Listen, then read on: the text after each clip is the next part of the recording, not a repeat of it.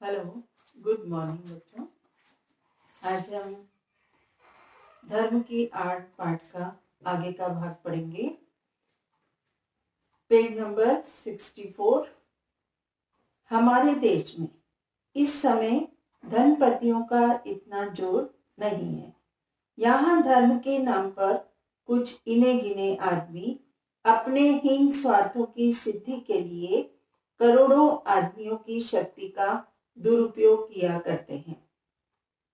गरीबों का धनाढ्यों द्वारा चूसा जाना इतना बुरा नहीं है।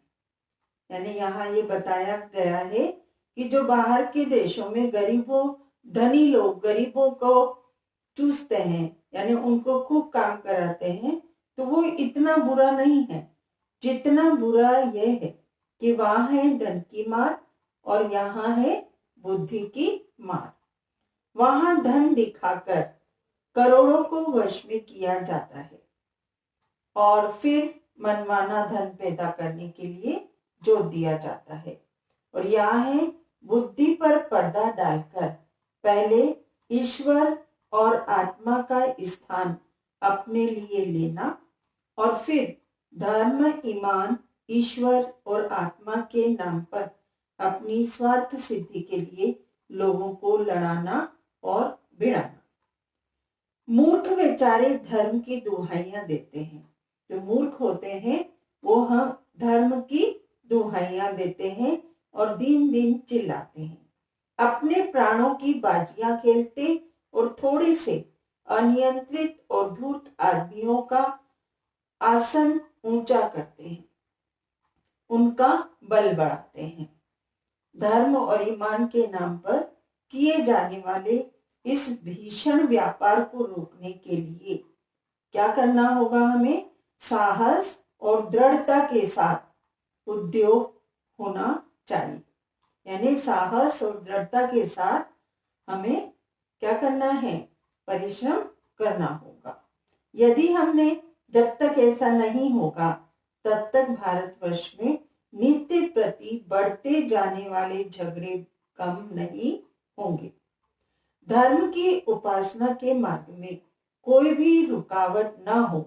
जिसका मन जिस प्रकार चाहे उसी प्रकार धर्म की भावना को अपने मन में जगाए। यहाँ लेखक ने बताया है कि हमें इतनी स्वतंत्रता होनी चाहिए कि हम जिस धर्म को माने जिस धर्म को हम मानना चाहते हैं उस धर्म को हम अपनी इच्छा से मान सके, उसमें कोई रुकावट पैदा नहीं होनी चाहिए। धर्म और ईमान मन का सौदा है। धर्म और ईमान किसका सौदा है? मन का, इच्छा का। ईश्वर और आत्मा के बीच का संबंध है। आत्मा को शुद्ध करने और ऊंचे उठाने का क्या है? साधन है। किसी दशा में भी किसी दूसरे व्यक्ति की स्वाधीनता को छीनने या कुचलने का साधन न बने। यानी धर्म क्या नहीं बने? कि किसी दूसरे व्यक्ति की स्वतंत्रता को छीनने और कुचलने का साधन ना बने।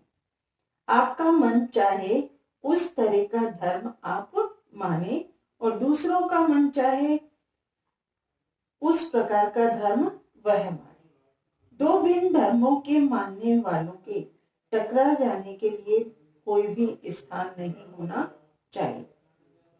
यदि किसी धर्म के मानने वाले कहीं जबरदस्ती टांग अड़ाते हो तो उनका इस प्रकार का कार्य देश की स्वाधीनता के विरुद्ध समझा जाए।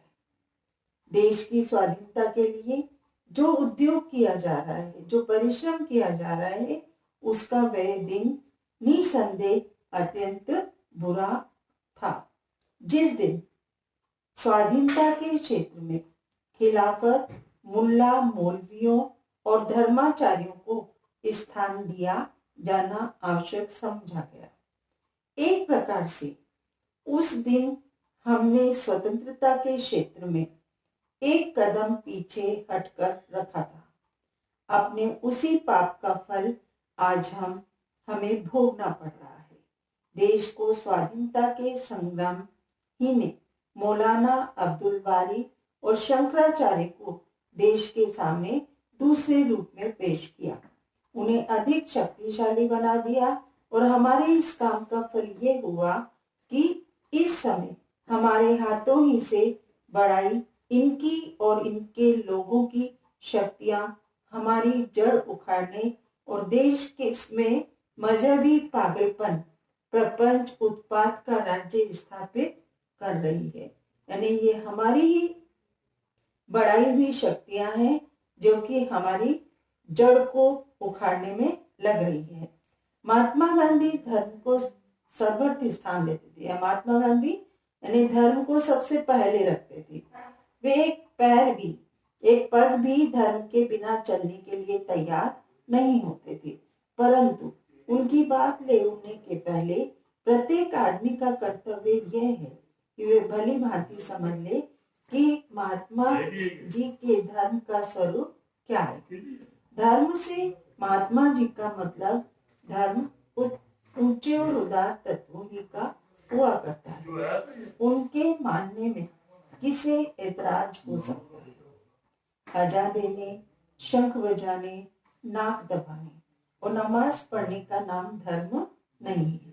यानी जिस प्रकार की मस्जिद में अजान दी जाती है और मंदिर में शंख बजाए जाते हैं, तो उनका क्या नहीं है, ये धर्म का नाम नहीं। शुद्ध आचरण और सदाचार ही धर्म के स्पष्ट चिन्ह है। यानी हमारा आचरण शुद्ध हो और हम सदाचार से जीते हो, वही धर्म क्या है, स्पष्ट चिन्ह है। 2 घंटे तक बैठकर हम पूजा कीजिए, 5 वक्त नमाज भी अदा कीजिए, परंतु ईश्वर को इस प्रकार की रिश्वत दे चुकने के पश्चात यदि आप अपने को दिन भर बेईमानी करने और दूसरों को तकलीफ पहुंचाने के लिए आजाद समझते हैं, तो इस धर्म को अब आगे आने वाला समय कदापि टिकने नहीं देगा। अब तो आपका पूजा पाठ न देखा जाएगा, आपकी भलमन साहत की कसौटी केवल क्या होगी, आपका आचरण होगी। सबके कल्याण की दृष्टि से आपको अपने आचरण को क्या करना है, सुधारना होगा। और यदि आप अपने आचरण को नहीं सुधारेंगे तो नमाज, रोजे, पूजा और गायत्री आपको देश के अन्य लोगों की आजादी को रोंदने और देश भर में उत्पातों का कीचड़ उछालने के लिए आजाद नहीं छोड़ेगी। ऐसे धार्मिक और दीनदार आदमियों से तो वे लामजहब और नास्तिक आदमी कहीं अधिक अच्छे और ऊंचे हैं जिनका आचरण अच्छा है।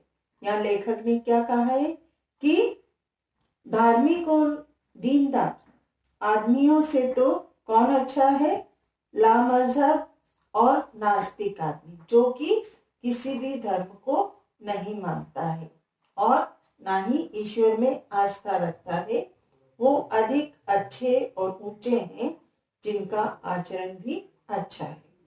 जो दूसरों के सुख दुख का ख्याल रखते हैं और जो मूर्खों को किसी स्वार्थ सिद्धि के लिए उकसाना बहुत बुरा समझते हैं। ईश्वर इन नास्तिकों और लामजहब लोगों को अधिक प्यार करेगा और वह अपने पवित्र नाम पर अपवित्र काम करने वालों से यही कहना पसंद करेगा कि मुझे मानो या ना मानो, तुम्हारे मानने से मेरा ईश्वर तत्व कायम नहीं रहेगा। दया करके मनुष्यत्व को मानो, पशु बनना छोड़ो और आदमी बनो। तो यहाँ पर लेखक ने बोला है कि आस्तिक लोग, जो कि जिनका आचरण अच्छा है, जो सुख दुख में काम आते हैं, उनको ईश्वर क्या करता है, पसंद करता है। और जो धर्म की आड़ में अपना स्वार्थ सिद्ध करते हैं, वो यहाँ पर इस पाठ में यही बताया, क्या क्या बताया गया है कि धर्म की आड़ में जो स्वार्थ सिद्धि करते हैं वो क्या है, धर्म की आड़ में जो अपने स्वार्थ को सिद्ध करते हैं, वो व्यक्ति हमारे देश से हमारे देश के लिए हानिकारक होता है। और यहाँ पर शुद्ध आचरण और सदाचार को ही धर्म के स्पष्ट चिन्ह माने हैं। तो आगे हम क्वेश्चन आंसर आगे बाद में करेंगे।